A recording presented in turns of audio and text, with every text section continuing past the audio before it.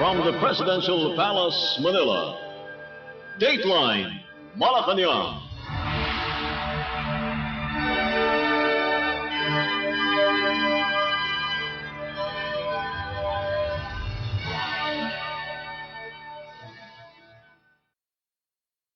Good day, this is Dateline Malacañang and here are the news. Philippine President Ferdinand R. Marcos Jr. challenged local government units or LGUs to improve transparency and participatory governance, underlining that public trust builds when people can plainly see how taxpayer-funded initiatives are carried out. President Marcos spoke at the Subay Bayani Awards 2025 at the Manila Hotel, emphasizing the significance of transparency in all government programs and projects to prevent corruption, as well as the need for high standards in public service delivery. He noted that when the public has access to government procedures, they become more empowered as our partners in promoting accountability. The president pointed out the newly opened Department of Public Works and Highways or DPWH transparency portal, which strives to ensure that infrastructure projects are visible, examined, monitored, and useful to the community. The transparency portal allows the public to watch every phase of infrastructure project implementation, from purchase to foundation laying to utilization. The call came during the government's extensive probe into flood control issues. During the occasion, President Marcos recognized 126 LGU's 9 top overall performers and 3 Department of Interior and Local Government or DILG regional offices for their exceptional collaboration and evidence-based monitoring. The President instructed the honorees to maintain high standards.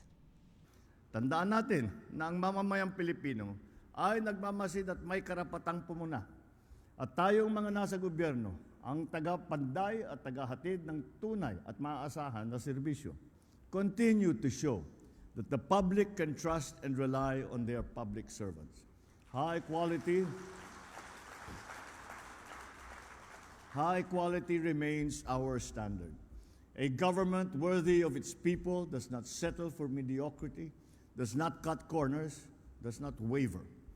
We strive for excellence because that is what our citizens deserve, and that is what our country deserves. So let us prove that when the public has access to government processes, they become more empowered as our partners in promoting accountability. That is why, and I say this with my as a firm belief, we must further strengthen and open and participative governance at all levels. Philippine President Ferdinand R. Marcos Jr. Dateline Malacañang. Philippine President Ferdinand R. Marcos Jr. announced that the Department of Public Works and Highways or DPWH and the Independent Commission for Infrastructure or ICI will present evidence to the Ombudsman recommending the filing of plunder, graft, bribery, and conflict of interest cases against 8 lawmakers allegedly involved in irregular flood control projects. In his most recent public report on the government's ongoing flood control probe, President Marcos said that the investigation had revealed lawmakers who reportedly own construction companies with contracts in districts that they control. The president, however, chose not to disclose the lawmakers' names. The president has been providing frequent updates on the nationwide flood control audit in response to complaints about overpriced contracts, anomalous procurement, and ghost projects. The study focuses on billions of dollars in public works projects that have been implemented over several years in multiple regions. President Marcos further said that the Anti-Money Laundering Council or AMLAC has issued 2 freeze orders totaling around 12 billion pesos in assets thought to be tied to anomalous contracts. These include aircraft valued at approximately 4 billion pesos, 3,500 566 bank accounts, 198 insurance policies, 247 automobiles, 178 real estate assets, and 16 e-wallet accounts. The president emphasized the goal of recovering public revenues lost due to corruption. Yung AMLAC, yung Anti-Money Laundering Council, nakakuha na po ng 2 freeze order. This brings the total amount of assets frozen to about 12 billion pesos. Kasama po dito ang mga air asset ni Saldico, ang value mga 4 billion. At bukod pa ron, meron po tayong nakuhang 3,566 na bank account, 198 insurance policies, 247 motor vehicles, 178 real properties, 16 na e-wallet account, at saka air asset na frozen na. Umpisa lang po ito. Mas marami pong asset ay mafo-frozen para maibalik ang pera ng tao sa kanila. Ito po ang aming pangako that the money of the people will be given back to the people. Meron din pong development, yung ICI at saka ang DPWH, magsusumite po ng ebidensya sa ombudsman and magrekomenda sila ng kaso ng plunder, anti-graft, bribery, conflict of interest sa 8 congressman na may-ari ng mga construction company na may proyekto sa DPWH. President Ferdinand R. Marcos Jr. Dateline Malacañang. In related news, the Independent Commission for Infrastructure or ICI formally asked the Office of the Ombudsman to file criminal and administrative proceedings against 8 former and incumbent lawmakers implicated in the flood control corruption scandal. In a statement, ICI Chair Andres Reyes identified the alleged congressman contractors as former Representative Elizaldo Co. for FS Company Builders Supply, Construction Workers Solidarity Party List Representative Edwin Guardiola for Newington Builders Incorporated, Laurel Development Corporation, and S. Ang General Construction and Trading Incorporated. Oswag Ilonggo Party List Representative James Ang Jr. for IBC International Builders Corporation and Alencon Development Corporation.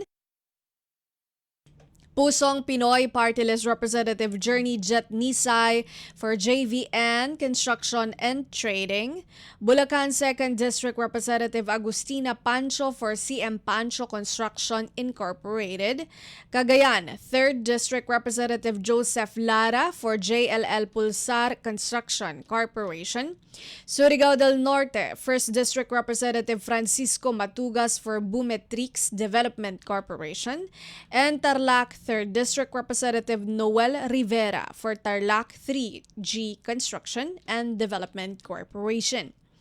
The ICI said these officials appear to violate the Code of Conduct for Government Officials and the Anti-Graft and Corruption Act, among others. All this information is being referred for further investigation.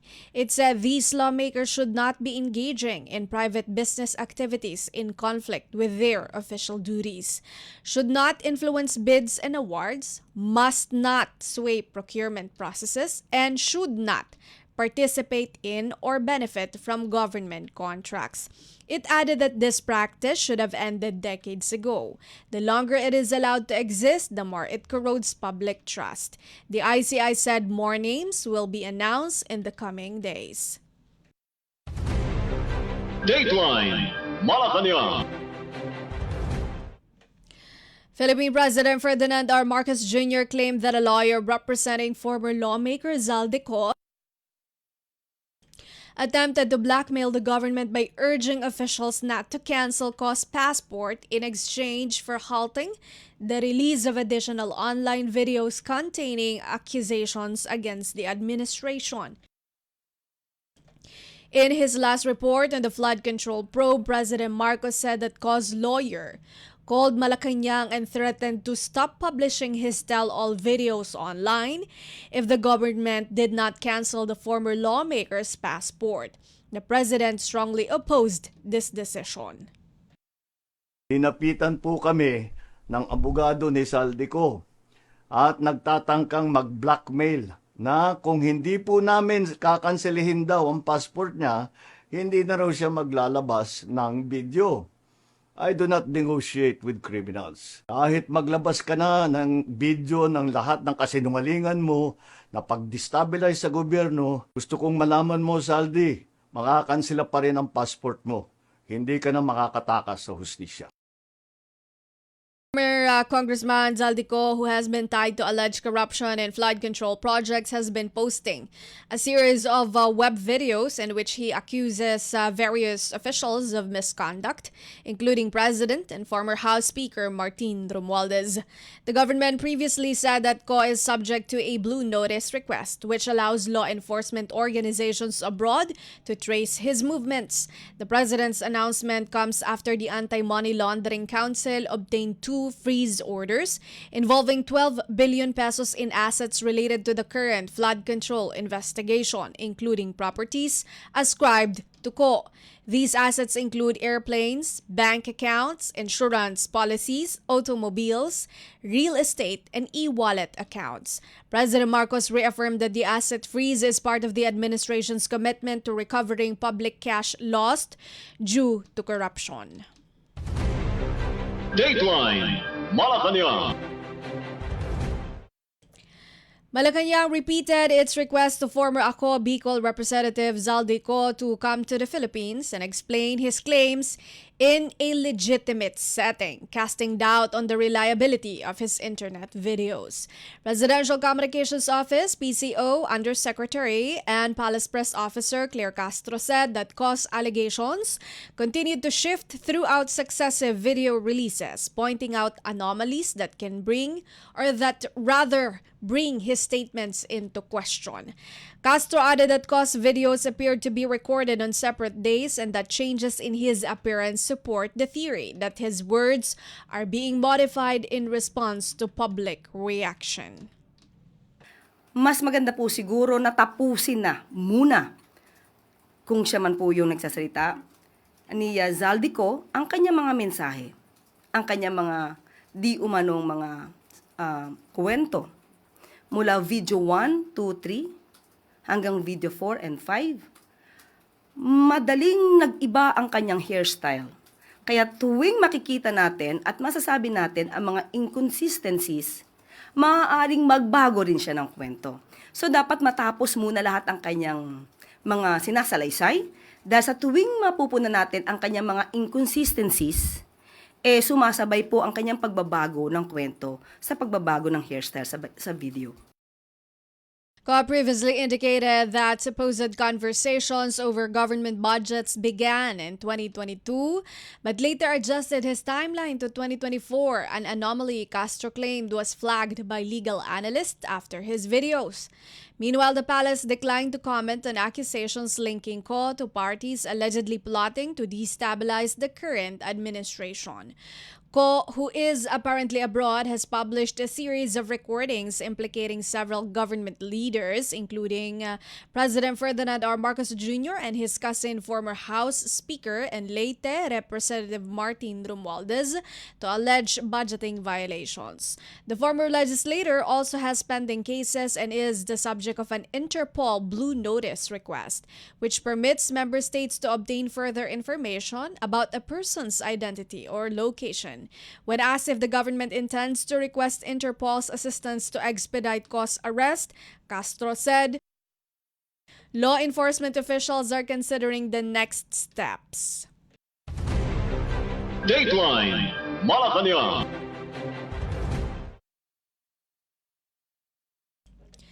Malacañang said the Independent Commission for Infrastructure or ICI has the legal basis to grant the resource person's request for closed-door sessions. Palace Press Officer Claire Castro told this to reporters when asked if holding executive sessions undermines transparency, as the ICI live streams all its proceedings. Castro made a statement after the ICI on Tuesday granted a request of Quezon City 1st District Representative Juan Carlos Arjo Ataide and Caloocan City 3rd District Representative Dean Asistio for an executive session due to sensitive and private information which may be divulged during their testimonies. She said the ICI as an independent fact-finding body knows what to do and has sufficient legal grounds to grant the resource person's requests. Castro also maintained that the palace would not meddle in the ICI's affairs. The ICI is currently investigating a multi-billion peso flood control scandal allegedly involving several government officials. Mahirap pong pangunahan ang mga alituntunin, ang polisiya ng ICI. Okay, this is created, established by the President, but that's the reason why it is called Independent Commission. Sila po ang magsasagwa ng kanilang mga procedure. At malalaman naman po ng ICI yan kung ano po ang hiling ng tao. At ayon naman sa kanila, may mga legal na basis kung bakit inaalaw nila yung executive sessions. So, mas maganda po na ang katanungan na yan ay sa kanila talaga iba to dahil mas alam nila kung ano ang nagaganap sa hearing nila. Officer Claire Castro. Dateline Malacañang. Malacañang said that claims of BIR personnel pocketing up to 70% of letters of authority or LOA collection should be examined. The government will take action against any type of corruption.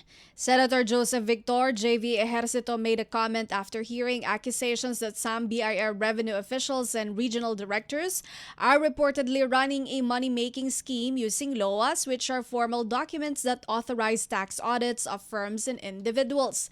When asked about Malacañang's response, Presidential Communications Office or PCO Undersecretary and Palace Press Officer Claire Castro said that the executive expects authorities to act swiftly.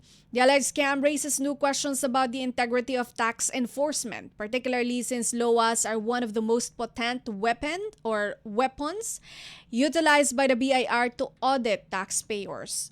When asked if the alleged racket was behind the unexpected dismissal of former BIR Commissioner Romeo Lumagi Jr., Castro said that nothing had been revealed to her to suggest that this was the case.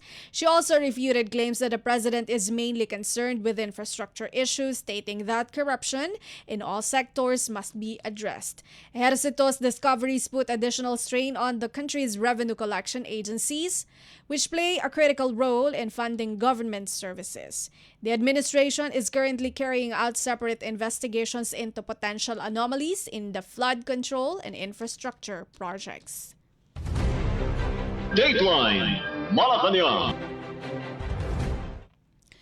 Malacañang rejected Vice President Sara Duterte's comment that she is ready to take over the presidency if Philippine President Ferdinand R. Marcos Jr. resigns. The statement was deemed unacceptable and could lead to political instability.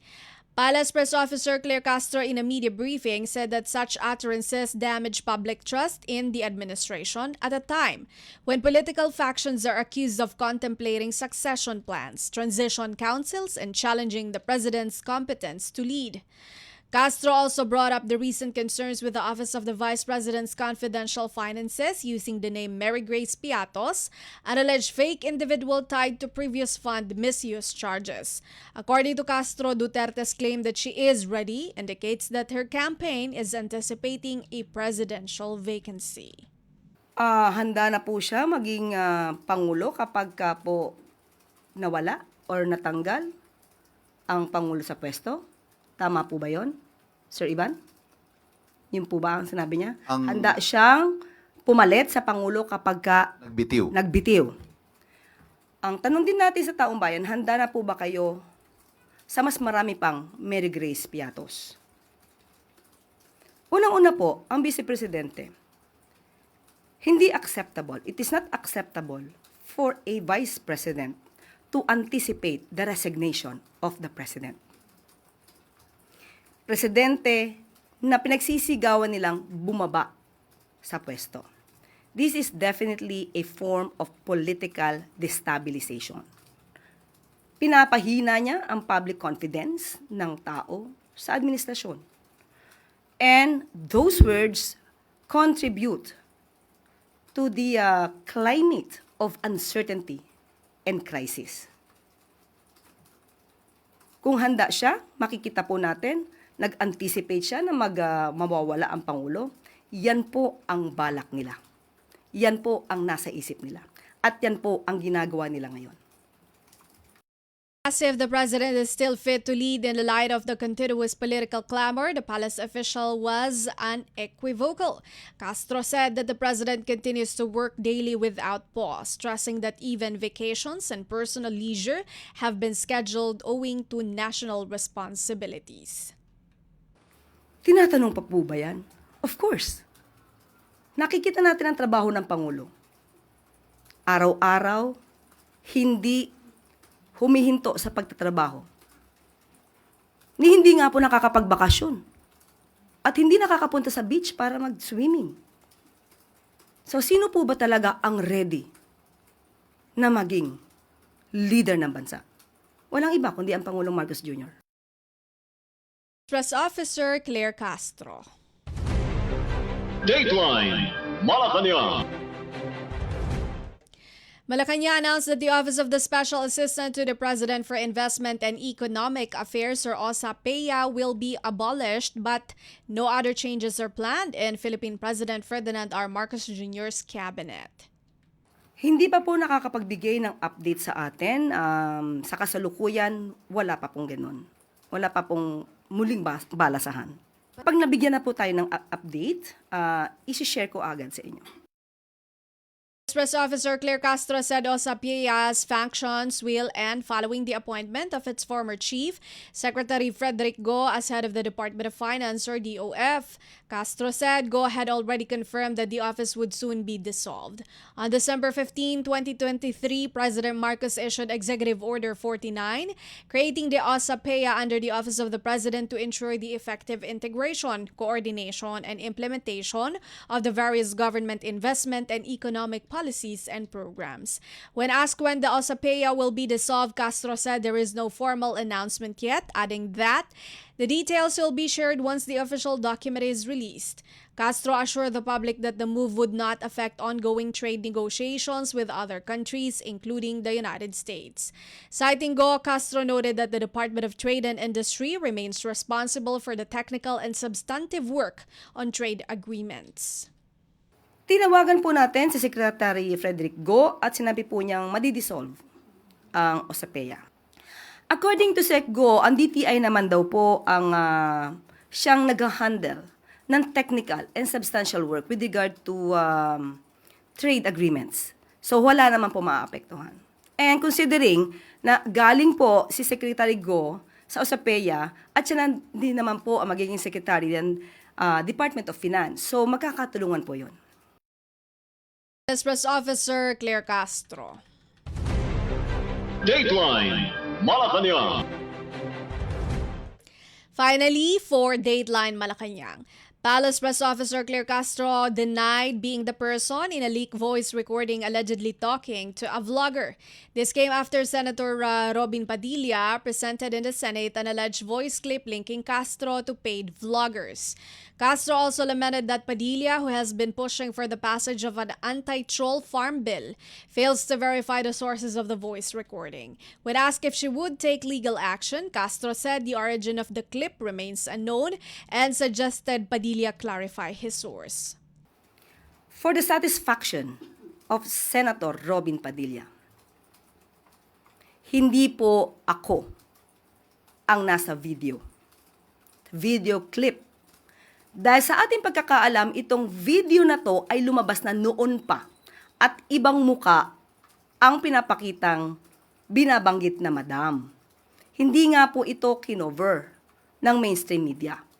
Dahil lumalabas, ayaw nila maging lihitimong balita ito nang hindi naman nila alam ang source. So, I deny that the person or kung sino man sa dalawa doon, na it's I who was talking to a certain vlogger. Now, si Senator Robin ay nagpapanukala ng anti-troll farm bill. Maganda ang kanyang adhikain, maganda ang kanyang pinapanukalang batas, troll farm for fake news. Sana maging modelo din po si Senator Robin. Modelo na hindi magpapagamit o magpapabiktima sa troll farm na nagpapakalat ng fake news. Sabi nga po ni Senator Loren kahapon, you should know first your source. Press Officer Claire Castro. Dateline Malacañang. And that is all for today's Dateline Malacañang for Radyo Pilipinas World Service. This has been Bea Gaza-de Guzman. Dateline Malacañang. From the Presidential Palace, Manila. Dateline Malacañang.